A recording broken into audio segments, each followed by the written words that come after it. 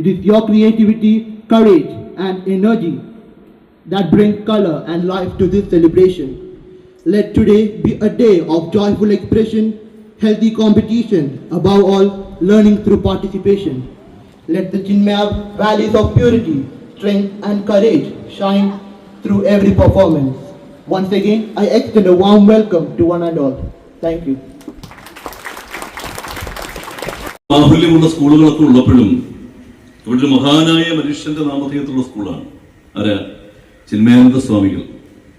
നാം ആരാണ്, ഞാൻ ആരാണെന്നുള്ള ചോദ്യത്തിന് ഉത്തരം കണ്ടെത്താൻ വേണ്ടി ശ്രമിച്ച ഭഗവത്ഗീതയെ ലോകത്താകമാനം എത്തിച്ച ഒരു എന്താ പറയുക മൾട്ടി ഫേസ്ഡ് ജീനിയസ് എന്നോ അല്ലെ എന്താണ് ഋഷിവര്യനായ ക്രാന്തദർശിയായ ഋഷിവര്യനായിരുന്നു ചിന്മയാനന്ദ സ്വാമി. അദ്ദേഹത്തിന്റെ നാമധേയത്തിലുള്ള ഈ സ്ഥാപനത്തിന് ഈ സരസ്വതി ക്ഷേത്രത്തിൽ ഒരുപാട് സംഭാവനകൾ ചെയ്യാൻ കഴിയും.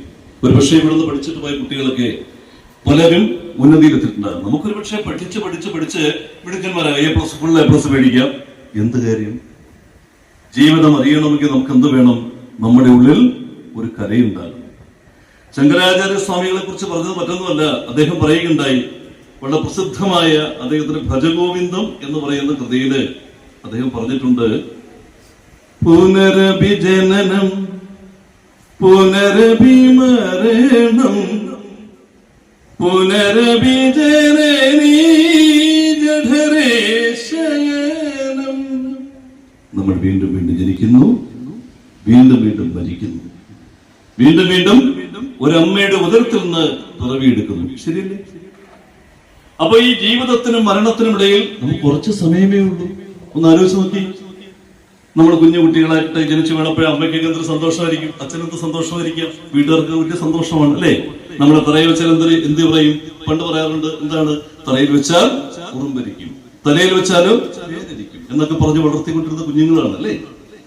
അപ്പൊ നമ്മുടെ ജീവിതം തന്നെ കടം വാങ്ങിയുള്ളതാണ്. ശരിയല്ലേ?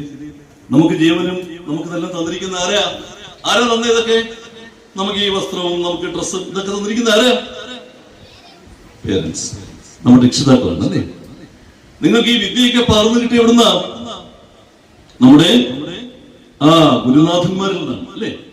അപ്പൊ തിരിച്ച് നമ്മൾ കടം വീട്ടണ്ടേ? കടം വീട്ടുമോ നിങ്ങള്? കാരണം നമ്മുടെ ഈ ശരീരവും നമ്മുടെ ശ്വാസവും എല്ലാം കടം വാങ്ങിയതാണ്. നമ്മുടെ അറിവും കടം വാങ്ങിയിട്ടുള്ളതാണ് അല്ലേ? അപ്പൊ നമുക്കുണ്ടാകേണ്ട ഒരു വലിയ പ്രധാനപ്പെട്ട ഗുണം എന്താണെന്നറിയാമോ? ഗുരുത്വം. എന്താണ്?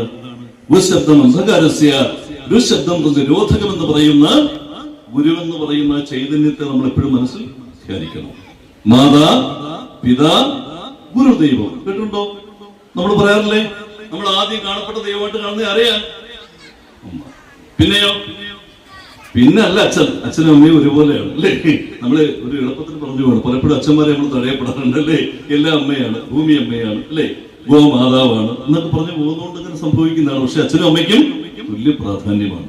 പിന്നെയോ നമുക്ക് അറിവ് പകർന്നു തന്ന ആരാ? ഗുരുനാഥൻ അല്ലേ? ഇവരെയൊക്കെ നമ്മൾ സ്മരിക്കുന്നു.